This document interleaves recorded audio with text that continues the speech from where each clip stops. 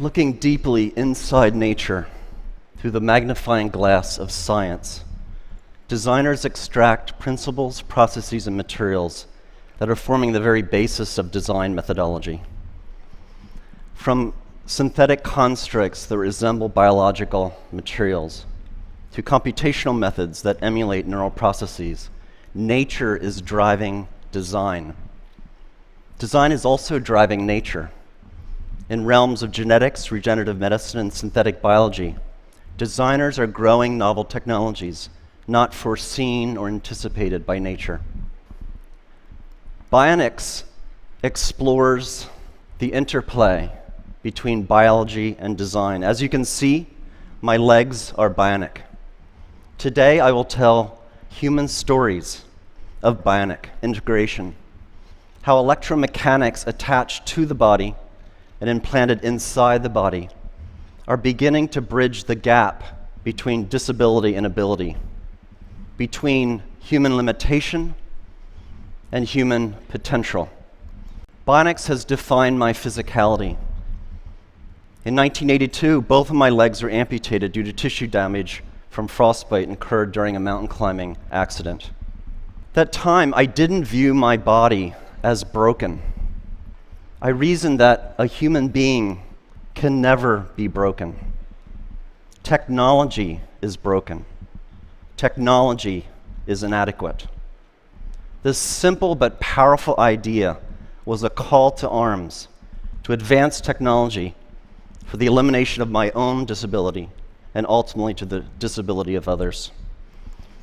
I began by developing specialized limbs that allowed me to return to the vertical world of rock and ice climbing. I quickly realized that the artificial part of my body is malleable, able to take on any form, any function, a blank slate for which to create perhaps structures that could extend beyond biological capability. I made my height adjustable. I could be as short as 5 feet or as tall as I'd like. So when I was feeling badly about myself, insecure, I would jack my height up.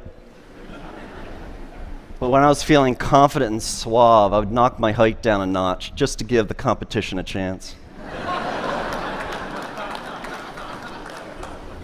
Narrow wedge feet allow me to climb steep rock fissures where the human foot cannot penetrate, and spiked feet enabled me to climb vertical ice walls without ever experiencing muscle leg fatigue.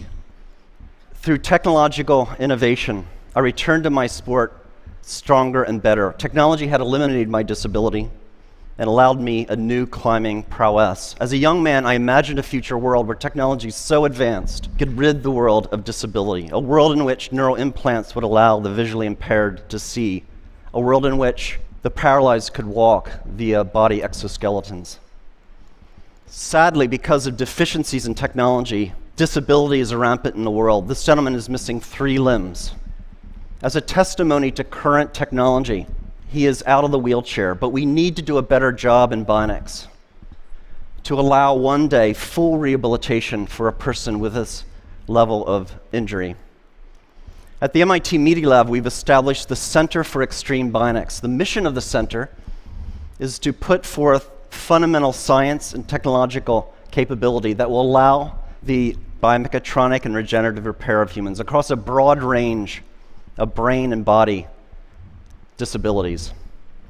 Today, I'm going to tell you how my legs function, how they work, as a kind of case in point for this center. Now, I made sure to shave my legs last night because I knew I'd be showing them off. Bionics entails the engineering of extreme interfaces. There's 3 extreme interfaces in my bionic limbs: mechanical, how my limbs are attached to my biological body; dynamic, how they move like flesh and bone; and electrical, how they communicate with my nervous system. I'll begin with mechanical interface. In the area of design, we still do not understand how to attach devices to the body mechanically. It's extraordinary to me that in this day and age, one of the most mature, oldest technologies in the human timeline, the shoe, still gives us blisters. How can this be? We have no idea how to attach things to our bodies. This is the beautifully lyrical design work of Professor Neri Oxman at the MIT Media Lab, showing spatially varying exoskeletal impedances, shown here by color variation in this 3D printed model. Imagine a future where clothing is stiff and soft where you need it, when you need it, for optimal support and flexibility without ever causing discomfort.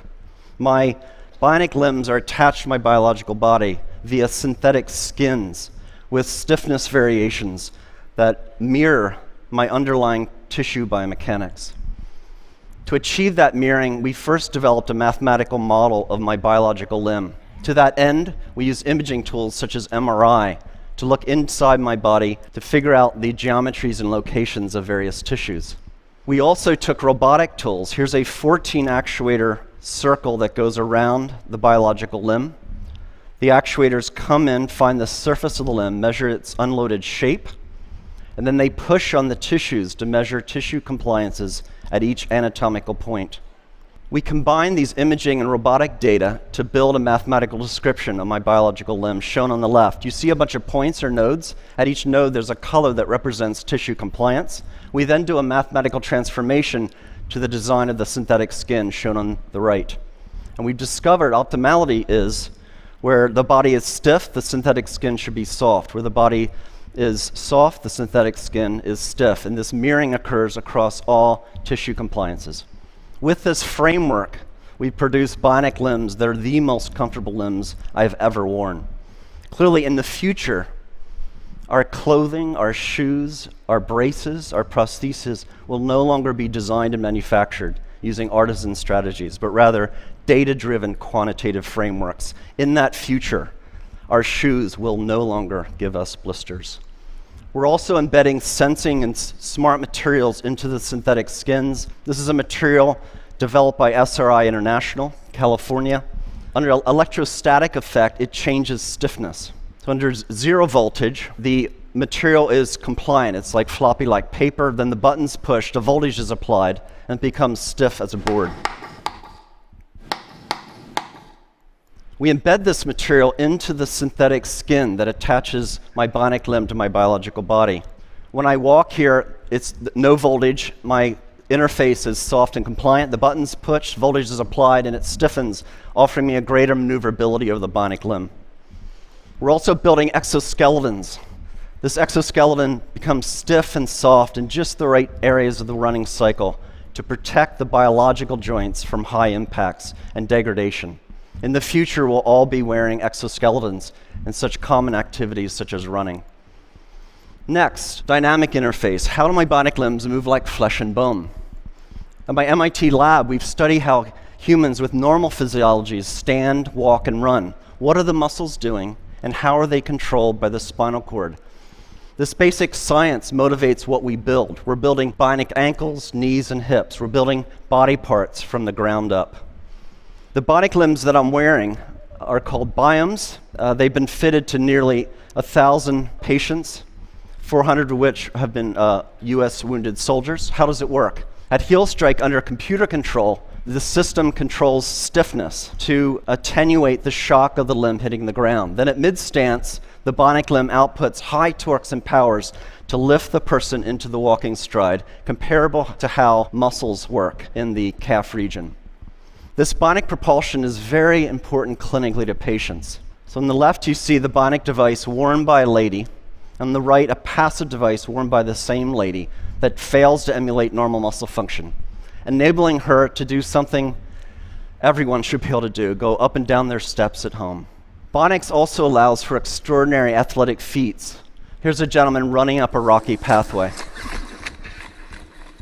This is Steve Martin, not the comedian, who lost his legs in a bomb blast in Afghanistan. We're also building exoskeletal structures using these same principles that wrap around a biological limb. This gentleman does not have any leg condition, any disability. He has a normal physiology. So these exoskeletons are applying muscle-like torques and powers so that his own muscles need not apply those torques and powers. This is the first exoskeleton in history that actually augments human walking. It significantly reduces metabolic cost. It's so profound in its augmentation that when a normal, healthy person wears the device for 40 minutes and then takes it off, their own biological legs feel ridiculously heavy and awkward. We're beginning the age in which machines attached to our bodies will make us stronger and faster and more efficient. Moving on to electrical interface. How do my bionic limbs communicate with my nervous system? Across my residual limb are electrodes that measure the electrical pulse of my muscles. That's communicated to the bionic limb. So when I think about moving my phantom limb, the robot tracks those movement desires. This diagram shows fundamentally how the bionic limb is controlled. So we model the missing biological limb, and we've discovered what reflexes occurred, how the reflexes of the spinal cord are controlling the muscles. And that capability is embedded in the chips of the bionic limb. What we've done then is we modulate the sensitivity of the reflex, the modeled spinal reflex, with the neural signal. So when I relax my muscles in my residual limb, I get very little torque and power. But the more I fire my muscles, the more torque I get, and I can even run. And that was the first demonstration of a running gait under neural command. Feels great.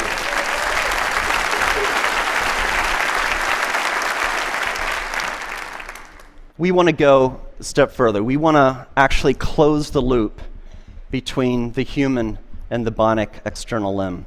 We're doing experiments where we're growing nerves, transected nerves, through channels or microchannel arrays. On the other side of the channel, the nerve then attaches to cells, skin cells and muscle cells.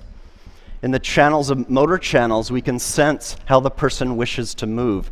That can be sent out wirelessly to the bionic limb. And then sensors on the bionic limb can be converted to stimulations in adjacent channels, sensory channels. So when this is fully developed and for human use, persons like myself will not only have synthetic limbs that move like flesh and bone, but actually feel like flesh and bone. This video shows Lisa Millette shortly after being fitted with 2 bionic limbs.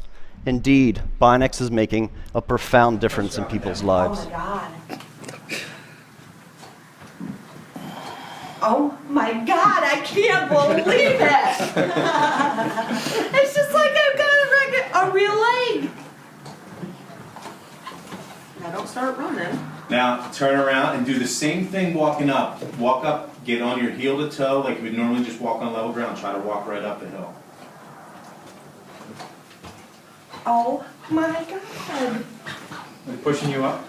Yes, I'm not even, I can't even describe it. It's pushing you right up. Next week, I'm visiting the centers. Thank you. Thank you. Thank you. Next week, I'm visiting the Center for Medicare and Medicaid Services, and I'm going to try to convince CMS to grant appropriate code language and pricing so this technology can be made available to the patients that need it. Thank you. It's not well appreciated, but over half of the world's population suffers from some form of cognitive, emotional, sensory, or motor condition. And because of poor technology, too often conditions result in disability and a poorer quality of life. Basic levels of physiological function should be a part of our human rights. Every person should have the right to live life without disability if they so choose. The right to live life without severe depression. The right to see a loved one in the case of seeing impaired. Or the right to walk or to dance in the case of limb paralysis or limb amputation. As a society, we can achieve these human rights if we accept the proposition that humans are not disabled. A person can never be broken. Our built environment, our technologies are broken and disabled. We, the people, need not accept our limitations, but can transcend disability through technological innovation. Indeed, through fundamental advances in bionics in this century, we will set the technological foundation for an enhanced human experience, and we will end disability. I'd like to finish up with one more story, a beautiful story. The story of Adrienne Haslett Davis. Adrienne lost her left leg in the Boston terrorist attack. I met Adrian when this photo was taken at Spalding Rehabilitation Hospital. Adrian is a dancer, a ballroom dancer. Adrian breathes and lives dance. It is her expression. It is her art form. Naturally, when she lost her limb in the Boston terrorist attack, she wanted to return to the dance floor. After meeting her and driving home in my car, I thought, I'm an MIT professor. I have resources. Let's build her a bionic limb to enable her to go back to her life of dance. Brought in MIT scientists with expertise in prosthetics, robotics, machine learning, and biomechanics. And over a 200-day research period, we studied dance. We brought in dancers with biological limbs, and we studied how do they move, what forces do they apply on the dance floor. And we took those data and we put forth fundamental principles of dance, reflexive dance capability, and we embedded that intelligence into the bionic limb. Bionics is not only about making people stronger and faster. Our expression, our humanity can be embedded into electromechanics. It was 3.5 seconds between the bomb blasts and the Boston terrorist attack. In 3.5 seconds, the criminals and cowards took Adrian off the dance floor. In 200 days, we put her back. We will not be intimidated, brought down, diminished, conquered, or stopped by acts of violence.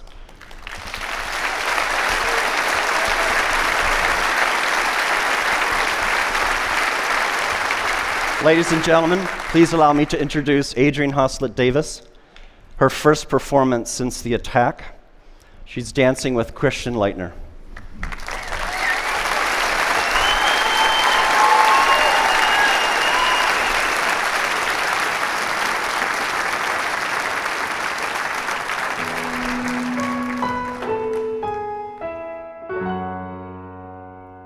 Ring my bell, ring my bells.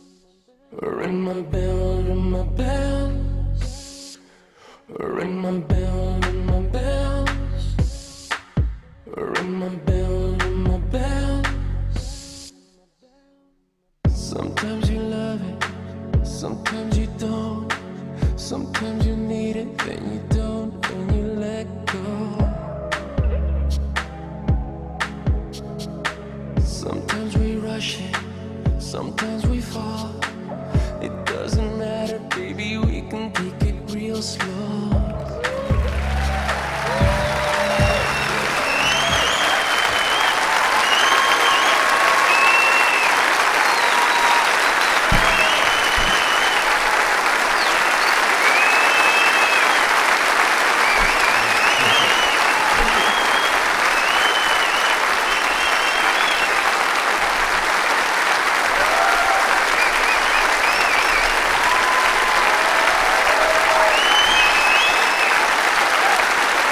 Ladies and gentlemen, members of the research team, Elliot Rouse and Nathan Verkartzi.